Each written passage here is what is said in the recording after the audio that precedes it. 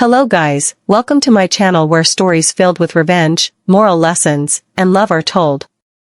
Before we dive in, make sure you like this video, share it with your friends, and subscribe so you won't miss the next story that could change how you see the world. The beeping of the hospital monitor was slow, dragging, as if it already knew the end was close.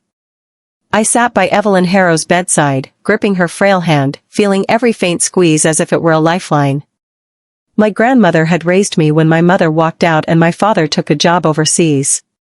She was my rock, my shelter in every storm, but now her breaths came shallow, her lips pale. I leaned closer, swallowing the lump in my throat.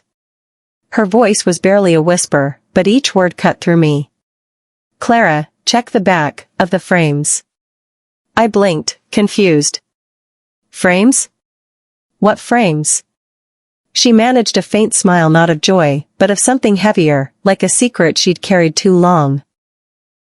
Her eyes fluttered shut, her hand went limp, and the steady beep turned into a flat, unbroken tone. At that moment, the world seemed to tilt. I wasn't just losing her, I was losing the one person who had always made sense of life. But those last words looped in my mind like an unfinished sentence. Frames. What could possibly be so urgent about picture frames?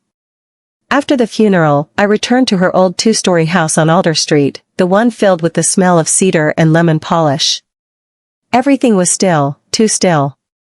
Her favorite teacup rested on the counter, a book lay open on the armchair, and the photos of family moments covered the living room walls. I started with the large portrait of us at my high school graduation. Taking it down, I turned it over, expecting maybe a forgotten receipt or an old photograph. Instead, I found an envelope taped neatly to the backing. My heart thumped as I slid it free and tore it open. Inside was a folded note in her precise handwriting. "If you're reading this, it means I couldn't tell you in person. Trust no one. Start here. 48 degrees 51 minutes 29.6 seconds north, 2 degrees 17 minutes 40.2 seconds east. You'll know what to do." Coordinates. I knew enough to recognize them instantly. They pointed to somewhere in Paris, but what could Evelyn possibly have to do with Paris? I moved to the next frame, a wedding photo of Evelyn and my late grandfather, Samuel. Behind it, another envelope, this one containing a small brass key and a Polaroid of a locker numbered 317. The edges of the photo were worn, as if it had been handled 100 times. The more frames I checked, the stranger it got. A childhood picture of me in pigtails hid a USB drive. A faded photo of a man I didn't recognize concealed a folded page of what looked like encrypted code. Each discovery felt like a breadcrumb in some long-forgotten trail, leading me deeper into a story I didn't understand. By the time I reached the last frame of an oil painting of a harbor at sunset, I was trembling. Behind it was a small, leather-bound journal, its pages yellowed but intact. I opened it to find a name scrawled in ink on the first page, Caroline Pfizer. The name meant nothing to me, but the handwriting was my grandmother's. I sank into her old armchair, journal in hand, staring at that name. Why wasn't it Evelyn Harrow? Who was Caroline Pfizer? My pulse quickened as I flipped through the pages, scanning fragmented entries about something called Blackbird, mentions of containment breaches, and repeated warnings, they must never find it. It was then that I realized something chilling. If Evelyn had gone to such lengths to hide these items, then telling me to find them wasn't just sentimental. It was deliberate. And if I'd found them, someone else might be looking too. That night, I barely slept. Every creak of the old house made my heart race. Around midnight, a shadow passed across the front window. I crept to the curtain, peeking through just in time to see a dark sedan parked down the street. Two figures sat inside, unmoving. I didn't wait to find out who they were. I gathered the journal, the USB drive, the key, the envelopes, and everything and stuffed them into my backpack. I locked the house behind me, my fingers shaking, and drove away into the night without looking back. I didn't have a plan yet. All I knew was that my grandmother had lived a life I didn't understand, and whatever she'd been part of was still alive enough to send strangers watching me in the dark. Paris coordinates. a locker key. A strange name. And the haunting question, who exactly had my grandmother been? The flight to Paris was booked under a name I hadn't used since college, Clara Monroe, a precaution I took after noticing the same black sedan trailing me in the days after leaving Alder Street. I kept the journal close, reading it during the quiet moments between airport checks and boarding calls. Every page seemed to reveal another shard of a life I'd never imagined my grandmother living. In the journal, Caroline Pfizer described her early career as a physicist during the height of the Cold War. Her work, she wrote, had been recruited into something called Operation Blackbird, a classified project under the guise of renewable energy research. In reality, the government was developing quantum technology capable of manipulating communication channels and disturbingly disrupting neural activity in living organisms. The writing shifted in tone around the midpoint. It became more personal, more urgent. Caroline described how my grandfather, Samuel Harrow, had joined her in secretly sabotaging key components of the project after realizing it was being weaponized. They'd managed to destroy critical prototypes, but the retaliation was swift. Samuel died in what was officially called an industrial accident. Caroline, fearing she was next, faked her death in a staged lab fire and re-emerged as Evelyn Harrow, a widow with no past. By the time the plane touched down at Charles de Gaulle, my chest was tight with equal parts grief and awe. She'd carried all this alone for decades, the loss, the guilt, the constant fear. The coordinates from the first envelope led me to a quiet corner of Montparnasse Cemetery. It was a clear morning, the air carrying a bite of late autumn. I counted the rows until I found a small, unmarked stone, just as described in her notes. Beneath it, hidden under loose soil, was a weathered tin box containing a folded map of Paris, a set of handwritten instructions, and a second key. The instructions pointed me toward Gare du Nord and locker number 317, the one in the Polaroid. I kept my head down on the metro, scanning faces in every reflection. The feeling of being followed hadn't left since the night in Alder Street. When I reached the station, the locker was exactly where it should be. The brass key from Alder Street fit perfectly. Inside, there was a single item, an envelope stamped with an emblem I didn't recognize, a blackbird in flight, wings outstretched. I tore it open to find a flash drive and a small card with an address in Geneva, Switzerland. Beneath the address, 3 words, "Trust Margot Keller." Margot Keller. The name was unfamiliar, but the urgency in the script made it clear she was important. I booked a same-day train to Geneva, feeling both reckless and cornered. Margot lived in a modest flat above a bakery that smelled of butter and coffee.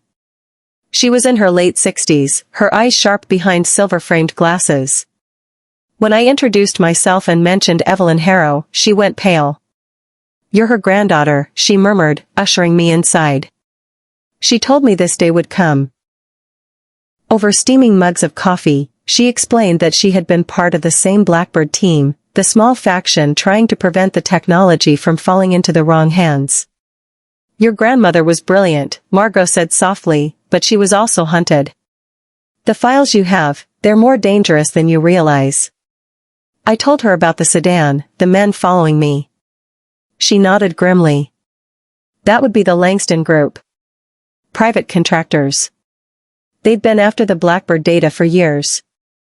And Victor Langston himself, let's just say his definition of protection is very flexible."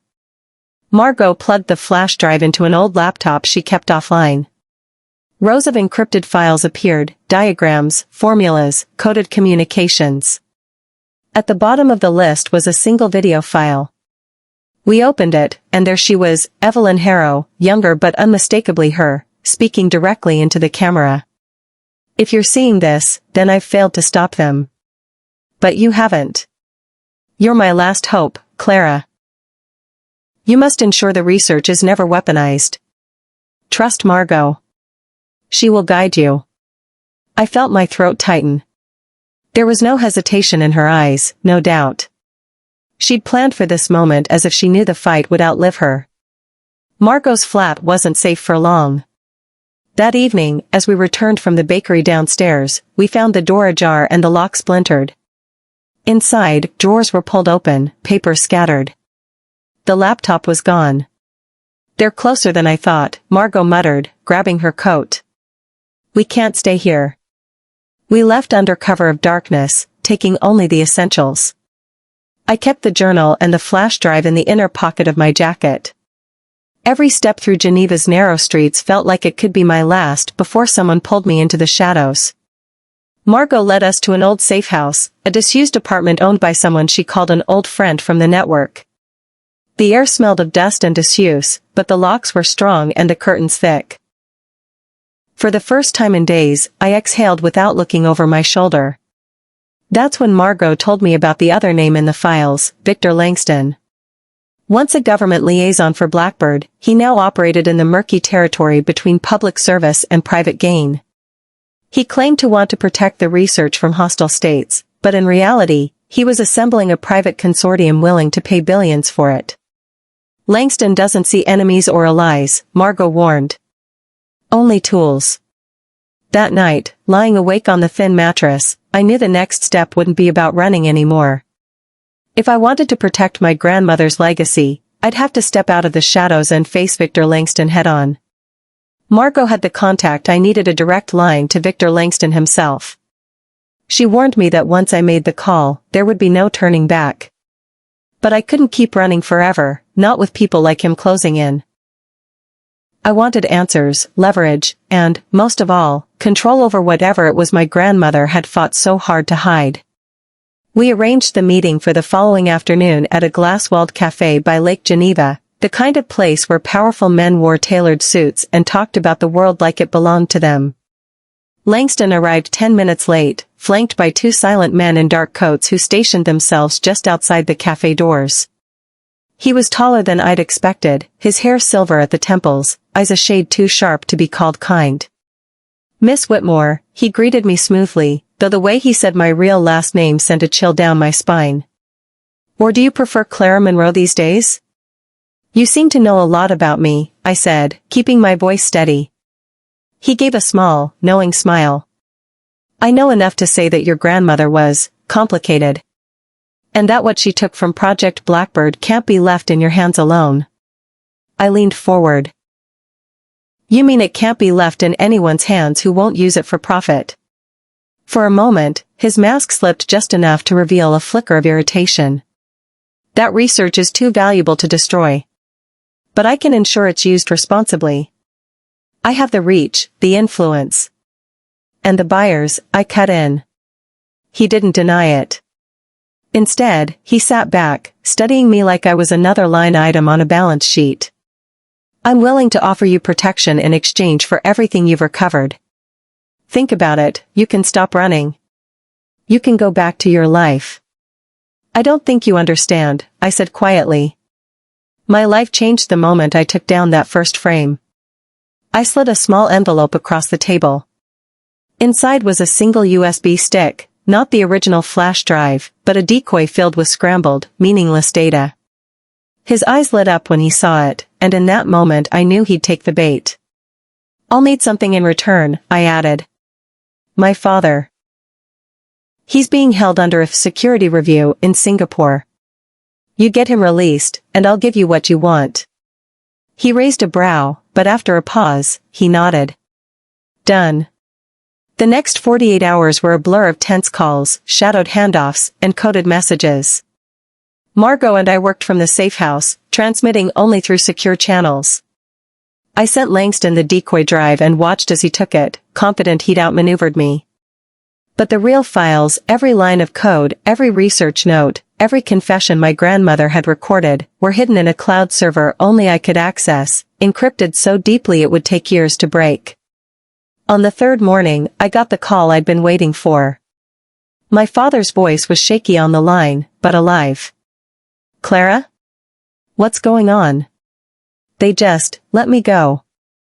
Tears stung my eyes, but I forced my voice to stay even. "I'll explain everything later, Dad. Just get home." Langston thought he'd won. He didn't realize until weeks later that the data was worthless, and by then, Margot and I had already made our move.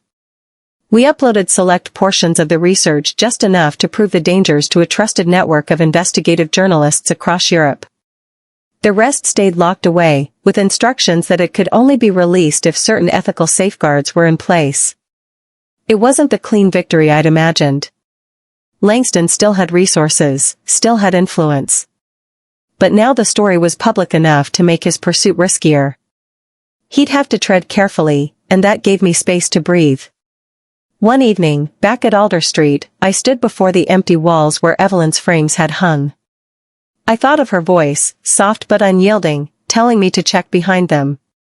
She'd trusted me to carry this weight, not because I was a journalist or her granddaughter, but because she believed I would choose integrity over power. Margot eventually returned to her life in Geneva, though we stayed in contact. Sometimes, when I called, we'd talk about Evelyn or Caroline and the choices she'd made. Other times, we'd talk about nothing at all, just to remind ourselves that we'd survived. I began writing not an exposé, not yet. Just the truth, as she had lived it. I wanted the record to exist, even if it wasn't time to share it all. The world could be cruel with its truths, but it could also be kinder when it was ready to listen. Late one night, as I closed my laptop, I caught my reflection in the dark window. For a heartbeat, I thought I saw her there, Evelyn, Caroline, whatever name she'd worn standing behind me, her hand on my shoulder. And I realized that the story wasn't just hers anymore. It was mine too. Her legacy wasn't the files, the codes, or the science. It was the choice to face what hides behind the frames, no matter how much it terrifies you. Moral lesson. Some secrets are heavy because they are meant to protect us. Others are heavy because they are meant to prepare us. My grandmother's final words didn't just lead me to hidden envelopes and keys, they led me to the truth about who she was, the sacrifices she made, and the courage it takes to guard something dangerous yet precious. In the end, I learned that protection isn't always about hiding, sometimes, it's about revealing the truth in the right way, at the right time. So if you're holding something that feels too heavy to face, remember, there is strength in uncovering it, and wisdom in deciding what to do next.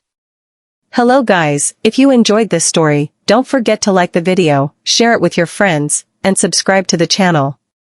Drop a comment below telling me what you think about Evelyn's choices, and what you would have done in my place.